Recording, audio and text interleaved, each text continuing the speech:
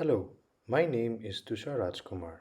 The story that I will be narrating is about the journey of two boys from Imphal city, Manipur, their discovery of an abandoned school, and the hurdle they had to face while growing up. Prologue. The Raja Durumba Singh School was established in Imphal in 1951, but it became a full-fledged school around 1956. The school was named after the landowner, that is Raja Durumba, in Purana Rajbari area in Imphal East. It was initially started as a private institution.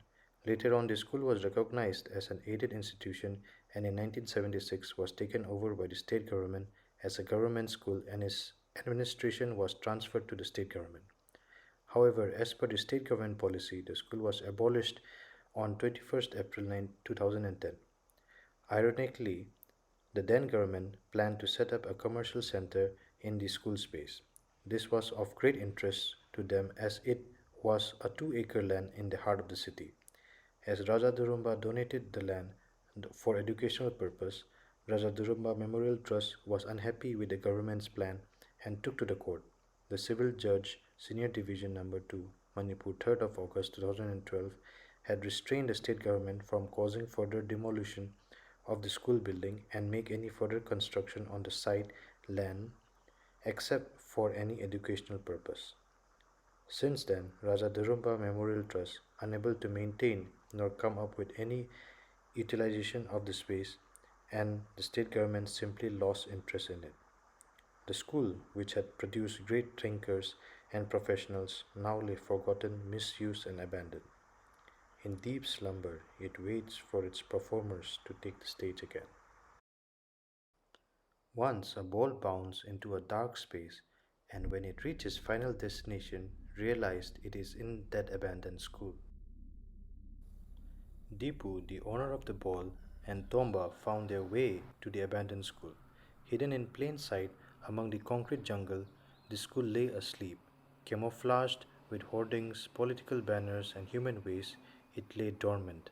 The school was like finding a wonderland for the two boys. Tomba, Papa says not to go inside unknown places. There may be bad things lurking around. Deepu, but the ball went in their Tomba. As the boys crawled beneath the hoardings, they had to walk across a field of waste until they confront a statue of a man with inscriptions on it, which they don't understand. The soil was covered with tall grasses with rows of bottle brush trees in the foreground and the school hid beyond. Hurry! The ball went this way, said Deepu as they rushed into the school, disturbing its deep slumber. The ground transformed from the tall grasses to cracked grey mud covered in heaps of fallen leaves and branches. Then they were welcomed by an arcade constructed in wooden columns on stone piers, braced with beams and rafters of wood and bamboo, which carried a large span of GI sheets, perforated by rust. The arcade connected to continuous corridors leading towards the classrooms and the open ground on the other. Forgetful of their purpose, the boys played around the ruins. They ran around clinging to the fragile columns and sliding through the muddy floors of which there no longer was a clear border from the natural ground to that of the constructed. They noticed tracks of horses, dogs, and cats embedded in the ground, floors, and walls, with the chirping of birds welcoming them. The sun shone bright, bringing warmth into the silent spaces. Hey Deepu, I see that ball. It's inside this room, says Tomba, to which they walked inside. However, the spaces were darkened by shadows of bygone flames, its broken walls stitched in spider's web, its ceilings of woven cane mats were punctured by termites, its floor filled with fungi of which new sprouts emerged. Suddenly, the boys felt a cold chill in their bones with fear. Deepu confronts his friend and said, "Look outside that broken window. I see a vast field where we can play." They have found the school playground.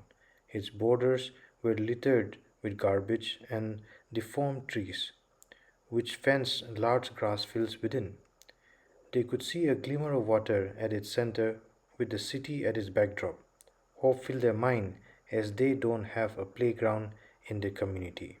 Tomba finally found the ball hidden amongst the fermented horse dung. Both of them now ready to leave walk out the corridor. Suddenly they noticed a large shadow awaiting them, sniffing and grinning. They look back to see that it is an abandoned horse. Jump scared, they run away from where they came. Years later, Tomba faced problems in learning. What his colleagues could do effortlessly took him a lot more. His friends mocked, "Hey, look at him. He can't even read nor write. What a loser." His teachers threatened him, "You're a lazy boy. If you continue, you could only become a farmer." His parents were worried. "Giles, what is wrong with you? Can't you not study harder?" Although no one understood him, he worked hard to learn his lessons, but nothing made any sense to him. Slowly, he starts believing what they were all saying. Depressed and unable to understand himself, he ran away from home, soon found himself amidst a market. At his moment of loneliness and doubt, he remembered his childhood friend Deepu. They had lost contact with each other as Tomba and his family shifted their residence and Deepu dropped out of school. He could never understand why he did that as he was smart and always stood first. In hopes and memory of his happy childhood days, Tomba decided to go to the abandoned school which they discovered all those years ago. As he was approaching the school, the footpath expanded to a large area paved with river stone, on which there were imas, local women vendors, who spread out their mats to sell fresh vegetables and fish. Beyond which there were public benches shaded with trees with a familiar structure of what was once the school at its background. He remembered that this very footpath was covered with piles of human waste and was a space of disgust. Walking forward, the footpath diverted into two paths. On the left had elevated mounds of grass and a structure with bamboo screens and opaque corrugated sheets on either side. On the right, it continued with the road. Curiously, he took the path on the left. Walking up the mounds took him to a platform with protrusions of two curious roofs, signifying some sort of structure which once existed there. People gathered on it, some sitting, the others standing, strangers negotiating with each other, looking beyond to the cityscape, commenting on it. They all seemed to be waiting and looking for the next public transit to arrive. The two mounds created a buffer from the street below where children climbed and basked under the sun. Looking on the other side, Tomba, still unaware of his present location, was confused. There was this large space with green trees, ponds, and curious posts far beyond, bordered by three familiar structures on the east, west, and north, its borders only marked with totems promoting the notion of accessibility. It recalled to him of the times when he and Dipu ran and jumped within it. He asked the passerby for the direction to the abandoned RDS school, to which he replied, "You are looking at it, son. It has been opened as a community center for since last 3 years." Sadness filled his heart, as the abandon was what he was hoping for.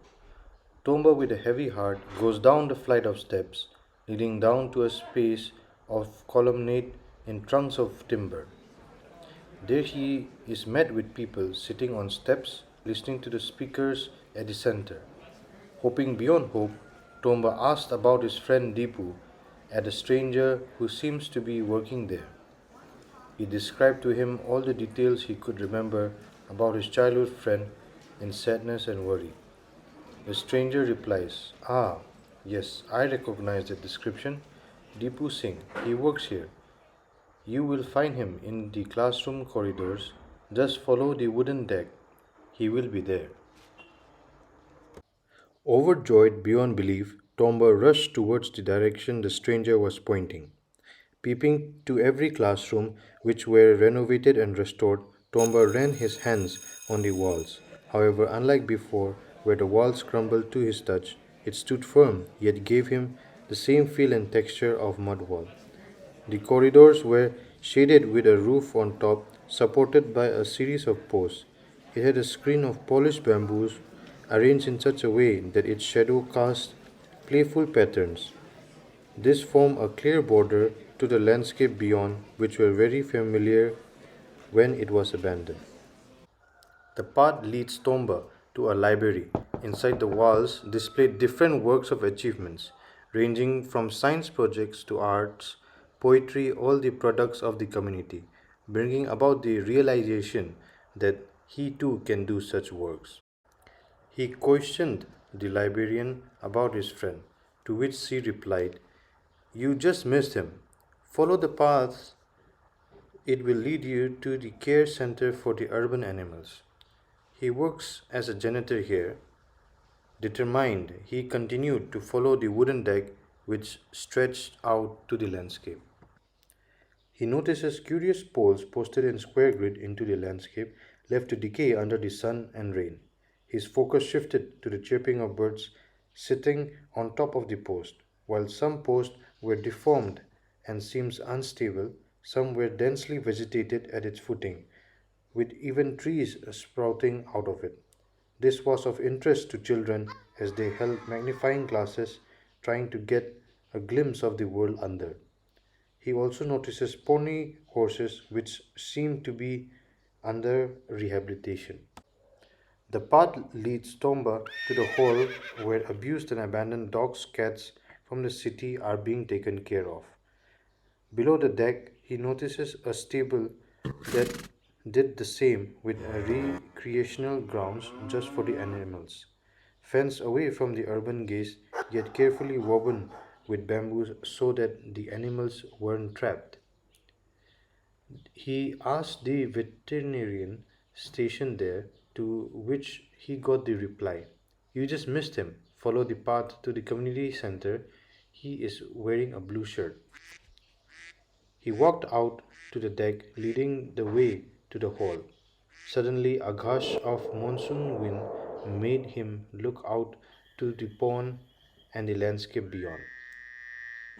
In the community hall, Tomba encounters a janitor wearing a blue shirt. He taps his shoulders and cried Deepu, but he wasn't his friend. But the blue shirt? The man told him that all janitors wear a blue shirt in this institution and Deepu also works here. And if he wished to find him, he must rush, for his shift is done. Tomba ran, hoping to not miss his friend again. Losing his focus again, he bumped into a janitor, spilling his cleaning tub. The janitor, upset and ready to scold, was surprised when Tomba hugged him. Finally, Tomba has found his lost friend Deepu. Settling down on an outside bench in the courtyard, Tomba cried, "My dearest friend, how much have I missed you? Where were you and why did you leave the school?" To which Deepu replied in sadness, "Oh, my friend, lucky you are born into a rich and healthy family. After my mother was killed in the terrorist attack, my father drowned himself in drugs and alcohol. He had no money to send me to school and told me that school was a waste of time. Instead, I should be working. So here I am, working in secret as a janitor on behalf of my father. But all is not lost, as this place is a learning center unlike any, and I have been observing and learning." Tomba also tells him of his recent troubles, how everyone has lost hopes in him and his studies. Deepu, like always with a happy smile, tells him, "Do not worry, we be together from now on in this very school we once found as a child." The two friends, one born from a poor family and the other who's dyslexic but from a well to do family. In their daily conversations, they realize that one is not blessed with everything in life. However, all hopes are not lost if they have the passion for something. Tomba wanted to become an engineer, whereas Deepu wanted to become a lawyer. Their struggles with education have undoubtedly made them realize that no matter what one lacks in life, Whether be it physical, mental, social, or financial, education as a whole is to be free and universal, catering to all regardless of gender, class, age, race, health, or any other status. Looking back to where they were sitting, the same statue of the man stood behind them with the inscriptions now readable in memories of Raja Dhurumba Singh, who donated this land for the purpose of education.